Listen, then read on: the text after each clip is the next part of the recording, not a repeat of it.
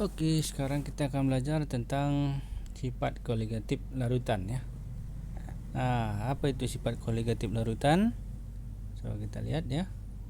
Nah, sifat koligatif larutan adalah sifat yang hanya tergantung pada konsentrasi partikel zat terlarut dan tidak tergantung pada jenis pelarutnya ya. Jadi sifat koligatif ini hanya tergantung pada konsentrasi ini, pada konsentrasi partikel zat terlarut ya. Nah, konsentrasi partikel zat terlarut dan tidak tergantung pada jenis pelarutnya ya. Ini ya, tidak tergantung pada jenis pelarutnya, atau hanya tergantung pada konsentrasi zat terlarutnya. Itu dia ini ya. Nah, apa saja sifat koligatif larutan itu? Ada 4 ya. Yang pertama, kenaikan titik didih. Kedua, penurunan titik beku. Yang ketiga, penurunan tekanan uap. Yang keempat, tekanan osmotik ya. Kenaikan titik didih nanti lambangnya kita buat TB, delta TB. Penurunan titik beku itu nanti delta TF. Penurunan tekanan uap delta P, dan tekanan osmotik nanti lambangnya adalah V ya. Supaya lebih jelas ya, kita lihat ya. Sebelum diteruskan pembahasan tentang keempat sifat koligatif tadi, pertama-tama kita harus tahu dulu yang namanya kemolalan ya. Kemolalan dan fraksi mol ya. Nah, apa bedanya kemolalan dan kemolaran ya? Kemolaran menyatakan jumlah zat terlarut dalam 1 liter larutan. Itu kalau kemolaran, ini sudah kita pelajari dulu ya. Nah, kalau sedangkan kemolalan ya, kemolalan ini ataupun molalitas adalah jumlah mol zat terlarut dalam 1 kg pelarut. Nah, itu bedanya. Kalau tadi dalam 1 liter larutan, sekarang dalam 1 kg pelarut. Itu molalitas ya. Nah, ini rumus molalitas ya. Kalau rumus molalitasnya ini ya. Molalitas itu lambangnya M kecil ya. Nah, N per P itu M sama dengan N per P, atau M sama dengan gram per mr kali 1000 per P ya. Dimana kalau kita pakai rumus yang ini, N itu adalah mol zat terlarutnya, P itu adalah massa pelarut dalam kilogram. Kalau kita pakai rumus yang ini, maka gram itu massa zat terlarut dalam gram, P itu massa pelarut dalam gram. Itu bedanya ya. Nah, dua-duanya bisa kita pakai nanti untuk mencarinya. Nah, tergantung keperluannya nanti ya. Contohkan ini misalnya ya. Dilarutkan 4 gram NaOH ya, mr-nya 40 dalam 500 gram air. Nah, jadi di sini kan airnya 500, NaOH-nya 4 gram ya. Berapakah molalitasnya gitu ya? Tentukanlah molalitas larutan tersebut. Jadi ini sarannya seperti ini ya. Ini adalah NaOH ya. NaOH.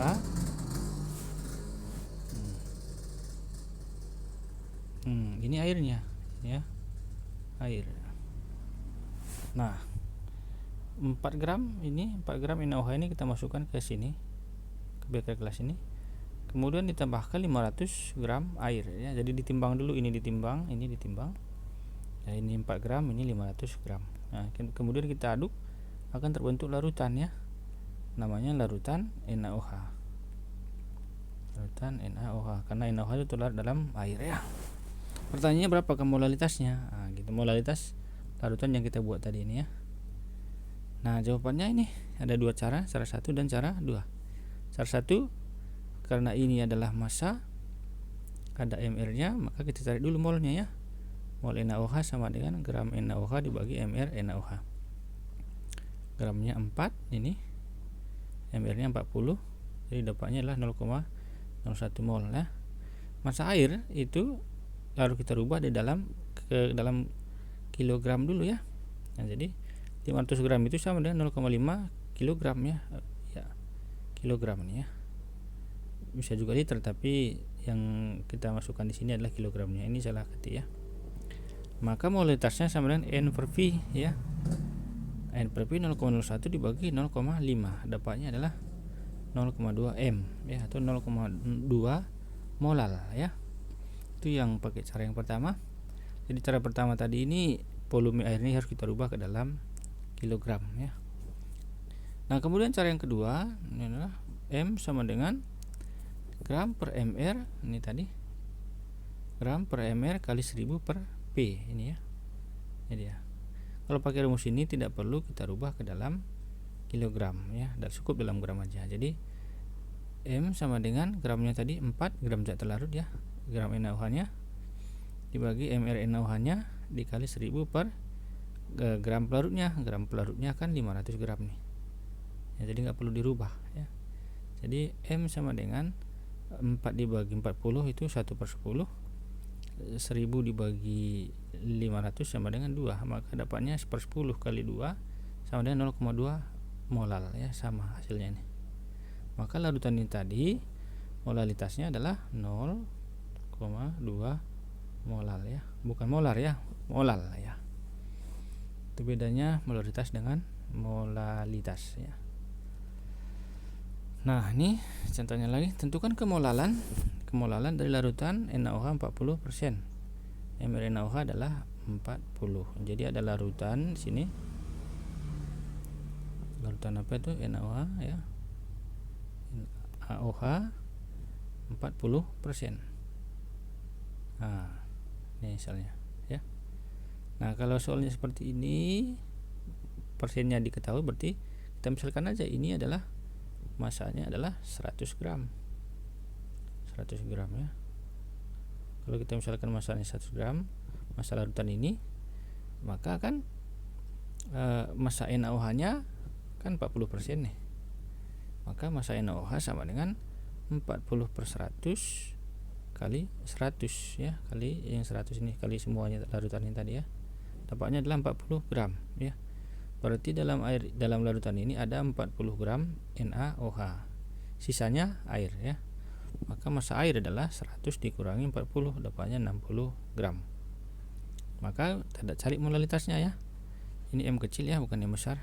M sama dengan gram per mr kali 1000 per P ya. M kecil, M sama dengan 40 ya. Massa NaOH nya tadi zat terlarut dibagi mR NaOH 40 kali 1000 per 60. Nah, ini massa airnya tadi, gram air yang 60 ini ya. Nah, maka dapatnya M kecilnya sama dengan, ini salah ketik ya, M kecil harusnya bukan M besar.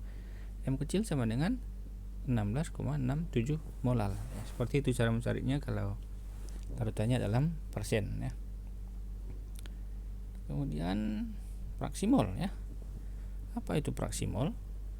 Fraksi mol adalah perbandingan jumlah mol zat terlarut atau pelarut terhadap jumlah mol larutan ya. Perbandingan jumlah mol zat terlarut ya, atau pelarut terhadap jumlah mol larutan ya. Jadi fraksi mol itu ada dua, fraksi mol zat terlarut ya, XT lambangnya ini, fraksi mol zat terlarut, sedangkan XP fraksi mol pelarut ya. Ya, jadi untuk mencari XT itu nanti adalah fraksi mol zat terlarut, XP fraksi mol larut ya. Dua-duanya bisa dicari ya. Jadi untuk mencari XT fraksi mol zat terlarut, ini rumusnya XT sama dengan NT dibagi NP tambah NT ya. Kalau fraksi mol pelarutnya ini XP sama dengan NP dibagi NP tambah NT. Nah, kalau ditambahkan nanti fraksi mol pelarut dan terlarut itu jumlahnya 1 ya. XP tambah XT tambah XP hasilnya harus 1. Nah, supaya lebih jelas kita lihat di sini. Nah, tentukanlah fraksi mol urea jika ini 60 gram urea dicampur dengan 180 gram air. mR NaOH 18, mRH2 18, mR urea 60 ya. Nah, fraksi mol urea yang ditanya ya, bukan fraksi mol air, berarti XT yang ditanyanya gitu ya. Jadi ini ada urea ya, massanya adalah 60 gram ya. Kemudian ini ada air, katakanlah massanya 180 gram, dicampur gitu ya, campur di sini ini masuk sini, ini masuk sini. Nah, berapakah fraksi mol urea katanya? Berarti fraksi mol urea itu fraksi mol zat terlarut XT berarti ya. Nah, maka terlarutnya adalah urea, pelarutnya adalah air ya. Maka kita cari dulu NT ya. NT adalah mol terlarut ya. Mol terlarut sama dengan gram terlarut dibagi mR terlarut ya. Berarti gram urea dibagi mR urea. Gramnya 60, mR-nya 60, dapatnya 1 mol ya. Setelah dapat NT, kita cari lagi NP ya. NP sama dengan gram pelarut dibagi mR pelarut. Dalam hari ini pelarutnya adalah air ya. Maka gramnya tadi 180, massa airnya tadi ini dibagi dengan mR air 18, dapatnya adalah 10 mol. Maka kita cari, ditanya XT fraksi mol terlarut ya, fraksi mol urea di sini sama dengan NT dibagi NP tambah NT. Ya, maka XT sama dengan 1 ya, NT ini tadi dibagi NP-nya 10 tambah NT-nya lagi 1.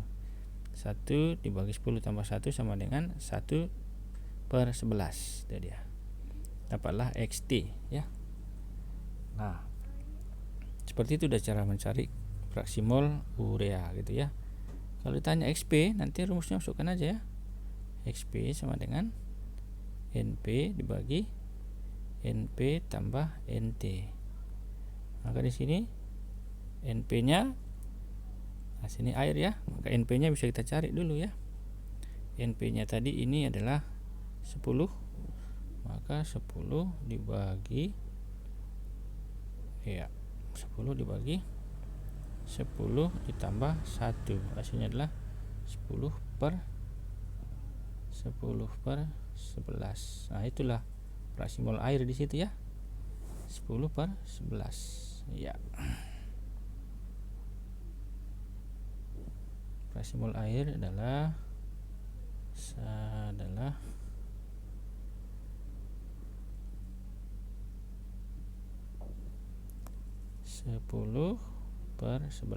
Nah, ini dia. Ini kalau kita tambahkan dengan ini tadi ya 1/11 ya, ini ya. Kalau kita tambahkan keduanya XP tambah XT, maka kan dapatnya 10/11 ditambah 1/11. Ini hasilnya adalah 11/11. Nah, kan 1 kan. Nah, itu dia. Maksudnya tadi XP tambah XT selalu jumlahnya adalah 1. Seperti itu cara mencarinya. Kemudian kita teruskan yang setelah tahu fraksi mol dan kemolalan tadi, maka kita belajar yang pertama tentang sifat koligatif larutannya tadi ya, yang keempat tadi. Yang pertama adalah penurunan tekanan uap larutan ya. Nah, tekanan uap larutan ini, penurunan tekanan uap larutan ini seperti ini ya. Misalkan kita bandingkan tekanan uap air murni dengan tekanan uap air yang bercampur dengan gula misalnya, maka tekanan uap air murni lebih besar daripada tekanan uap larutan gula ya. Jadi pelarut murni ini kalau kita bandingkan, ada di sini air murni, yang ini ada larutan ya. Ini air murni, yang ini katakanlah larutan gula. Berarti kan ada gula, ada air di dalamnya kan? Nah, di dalam sini. Maka ternyata tekanan uap air murni ini lebih besar daripada yang larutan ini. Larutan ini tekanan uapnya lebih kecil daripada yang air murni ini ya. Ilustrasinya seperti ini, kita lihat ini ya, ini. Nah, ini yang di sini ini air murni ya. Maka kita lihat yang tekanan uapnya, yang menguap itu kan ada 1, 2, 3, 4, 5 ya.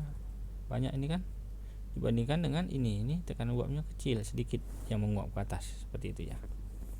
Jadi tekanan uap pelarut murni ini lebih besar daripada tekanan uap larutan. Atau dilihat di gambar yang ini ya.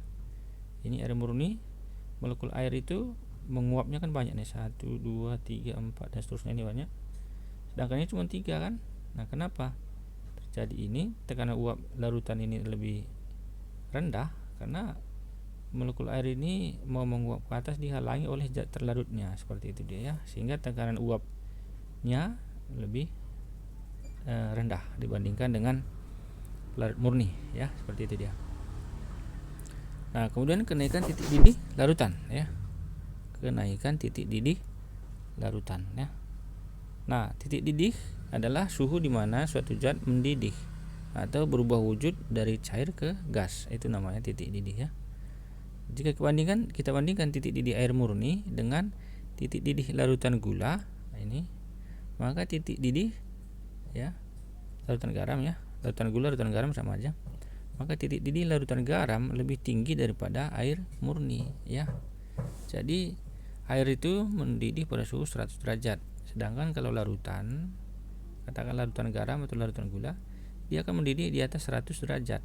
Artinya titik didihnya si larutan ini lebih tinggi daripada air murni, seperti itu dia. Nah, seperti ini ya. Nah, kalau ini zat murni, ini dia 100. Kalau dia campuran atau larutan itu di atas 100 ya. Jadi kesimpulannya titik didih larutan ini lebih tinggi daripada air murni ya. Nah, itu dia masalah titik didih, kenaikan titik didih. Kemudian penurunan titik beku larutan ya, maksudnya gini, kita bandingkan lagi antara air murni dengan larutan ya, gitu ya. Titik beku adalah suhu di mana suatu zat membeku, berubah wujud dari cair ke padat ya. Nah, kita bandingkan titik beku air murni dengan titik beku larutan garam ya, maka titik beku larutan garam lebih rendah pula ya, lebih rendah titik bekunya. Jadi kalau air murni titik bekunya 0 derajat Celcius, sedangkan larutan garam nanti minus ya, di bawah 0 derajat Celcius, seperti itu dia ya. Nah, setelah dilakukan penelitian, ternyata titik bekunya si larutan garam lebih rendah ya, karena ada zat terlarut di dalamnya yang menghalangi proses pembekuan air itu ya. Nah, itu namanya penurunan titik beku larutan. Nah, kemudian ke tekanan osmotik ya. Tekanan osmotik ini kita harus tahu dulu yang namanya osmosis ya. Osmosis adalah pergerakan pelarut ke larutan atau pergerakan pelarut dari larutan yang konsentrasinya rendah ataupun encer ke larutan yang konsentrasinya lebih tinggi ya, melalui selaput semi permeable. Nah, itu namanya osmosis ya. Jadi osmosis itu pergerakan pelarut ke larutan ya, atau dari larutan yang encer ke larutan yang lebih pekat melalui selaput semi permeable. Nah, seperti ini contohnya ya. Nah, ini ya. Jadi ini kita buat larutan garam sebelah kiri, air kanan, yang kanan adalah air murni. Ini adalah selaput semi permeable. Nah, selaput semi permeable ini harus kita tahu dulu ya. Ini dia selaput semi permeable ini. Selaput semi permeable adalah selaput yang dapat dilewati oleh pelarut. Nah, ini. Tapi tidak dapat dilewati oleh zat terlarut. Nah, itu dia. Jadi itu kalau yang disebut sebagai selaput semi permeable ya. Jadi kalau kita larutkan, kalau ibaratkan garamnya tidak larut sedangkan airnya bisa ya, garamnya tidak lewat sedangkan airnya bisa lewat. Nah, seperti ini nih. Di sini ada larutan garam, di sini ada air. Nah, maka air ini akan pindah dari sini ke sini. Ya, makanya seperti ini dia jadinya. Sini jadi kurangnya, di sini bertambah. Awalnya kan seimbang nih ya. Jadi molekul air di sini berpindah dari air murni ini ke larutan garam nih, ya. Gitu dia. Nah, garam ini tidak bisa lewat di sini karena selaput semi permeable ini tadi menahan garam tapi melewatkan air gitu ya. Jadi pada kenyataannya bahwa air ini akan mengalir dari air ini akan pindah ke larutan garam ini. Itulah yang disebut sebagai osmosis. Nah, seperti itu dia ya. Kalau mau lihat ini gambarannya lebih jelas lagi ya. Lebih jelas. Jadi seperti ini dia. Kalau misalnya ini kan kelihatan bahwa Nanti kalau ini air murninya, ini larutannya ya. Ini berpindah dari sini ke sini airnya ya, berosmosis tadi ya. Itu dia ya. Nah, ini kelihatan yang molekul garamnya ditahan, sedangkan molekul airnya bisa lewat, seperti itu dia. Karena pori-porinya itu bisa menahan garam, sedangkan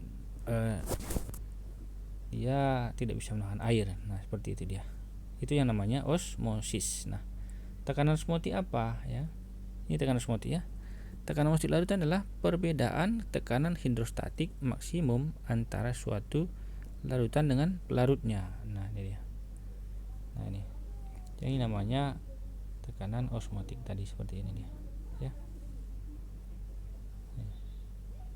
Osmotic pressure ini artinya tekanan osmotik ya.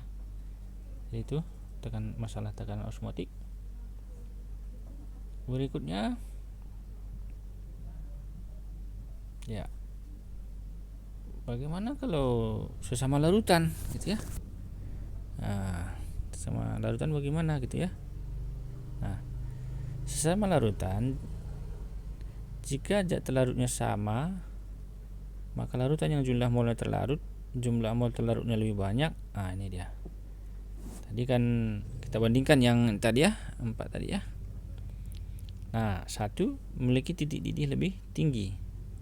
Jadi kesimpulannya, kalau ada larutan yang zat terlarutnya sama, misalnya sama-sama garam nih ya.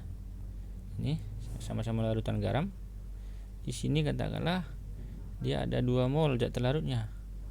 Di sini ada 4 mol. Nah, itu dia. Mau dibandingkan yang 2 ini mana yang pertama titik didihnya mana lebih tinggi gitu ya. Titik didihnya yang jumlah mol terlarutnya tinggi ini, yang 4 mol ini, titik didihnya akan lebih tinggi daripada yang 2 mol ini, itu maksudnya ya, masalah titik didih ya. Tekanan osmotiknya juga lebih tinggi.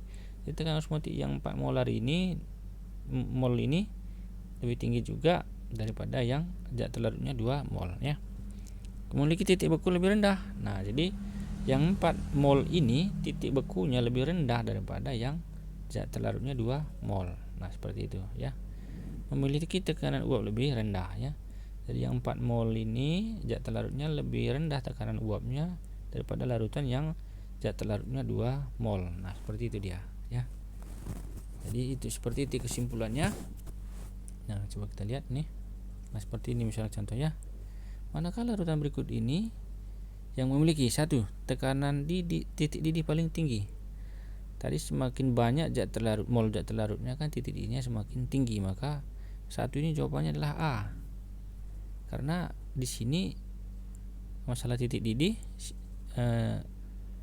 larutan yang memiliki mol zat terlarut lebih banyak itu maka titik didihnya lebih tinggi. Jadi di sini kan NaCl-nya lebih ada 4 mol di sini ya. Maka jawabannya adalah A. Titik didihnya paling rendah. Titik didih paling rendah, maka zat terlarutnya juga sedikit. Nah, maka jawabannya adalah yang nomor 2 adalah D. Ini. Kemudian tekanan uap paling rendah. Tekanan uap paling rendah, maka jawabannya adalah A.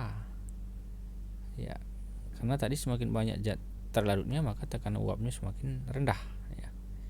Tekanan osmotik paling tinggi, nah jawabannya adalah si tekanan osmotik paling tinggi. Kita lihat lagi tadi ya. Nih. Tekanan osmotiknya lebih tinggi, itu zat terlarutnya lebih banyak. Berarti ini jawabannya bukan D, tapi jawabannya adalah A. Seperti itu ya. Nah, jadi kesimpulannya, kalau ada 2 buah, ini air murni, ini larutan, ini juga ya. Kalau dibandingkan duanya ini, kita sudah tahu masalah titik didih, titik beku, dan titik didih, titik beku, tekanan uap dan tekanan osmotiknya. Nah, udah bisa kita bandingkan. Yang kedua adalah sesama larutan tadi ya, sesama larutan. Jadi ini tadi kalau air ini ya, tekanan uapnya lebih besar daripada larutan ya. Air murni titik didihnya lebih rendah daripada larutan. air murni ya, titik bekunya lebih besar daripada larutan. Itu dia. Tekanan osmotiknya lebih besar yang larutan daripada air murni ya. Sedangkan yang sesama larutan nanti lihat lagi jumlah molnya, mol zat terlarutnya ya. Seperti itu dia ya. Kalau ini 1 mol zat terlarutnya, ini 2 mol. Nah, udah bisa kalian bandingkan manakah titik didihnya lebih tinggi, tekanan uapnya lebih tinggi, dan seterusnya yang keempat itu ya. Semoga dimengerti ya, semoga dimengerti masalah ini. Nah, setelah mengerti masalah keempat sifat koligatif tadi, nah sekarang kita lihat contoh yang kedua. Coba ini tengok dia. Manakah titik didihnya paling rendah? Nah, titik didihnya paling rendah. Nah, misalnya nih, bisa kalian kerjakan sendiri ya. Ini dia. Nah, dengan ilmu yang tadi, mudah-mudahan bisa kalian jawab yang ini. Nah, kemudian kita akan belajar bagaimana cara menggambarkannya dalam bentuk diagram ya. Tadi ini adalah diagramnya. Ini bisa kita jelaskan ya masalah tadi ada apa namanya? Air murni, ada larutan. Ya, katakanlah larutan gula atau larutan garam ya. Kita bandingkan ya, ini. Ini adalah larut murni ya. Sedangkan di sini ada airnya, ada zat terlarutnya yang ini. Maka kalau digambarkan dia seperti ini ya. Dia seperti ini. Ya. Air membeku pada 0 derajat Celcius, ya kan? Maka ini dia sini. 0 derajat Celcius. Itu berarti yang ini adalah punya si air. Nah, air mendidih pada 100 derajat Celcius. Nah, ini dia. Ini punya si air juga nih. Ya. Sedangkan apa namanya? Larutan membeku ini pasti di bawah 0 derajat Celcius. Nah, ini dia. Maka ini adalah titik beku larutan, membeku di bawah 0 derajat Celcius ya. Sedangkan mendidih dia pasti di atas 100 derajat Celcius. Nah, ini dia titik didih larutan. Nah, begitu dia cara melihatnya ya. Cuman ini adalah tekanannya. Tekanannya adalah 760 mm raksa. Ini artinya 1 atmosfer ya. Nah, di sini ini tadi namanya perubahannya disebut delta TF ya, selisih antara titik beku larutan dengan pelarut ini delta TF namanya ya. Sedangkan delta TB ini selisih antara titik didih larutan dan pelarut murni. Ini dia selisihnya, ini berapa selisihnya gitu ya. Begitu dia. Nah, tekanan uap larutan, tekanan uap air murni itu katakanlah 760 mHg ya. Ini dia. Sedangkan larutan itu tekanan uapnya kan di bawahnya tadi, makanya di sini dia. Yang ini. Ya. Tekanan uap lah larutan. Di bawah 760 mm raksa. Kalau airnya 760 mm raksa ataupun 1 atmosfer ya. Nah, seperti itu dia. Inilah gambarannya semuanya. Masalah titik didih, tekanan uap dan titik beku ya. Itu dia. Nah, ini wujudnya di sini adalah padat. Ini padat, ini cair. Ya, ini di sini cair, sebenarnya di sini gas ya. Seperti itu cara melihatnya ya. Nah, mudah-mudahan paham. Sampai di sini dulu. Nanti kita masalah perhitungannya kita lanjutkan ke video berikutnya ya. Nah, terima kasih.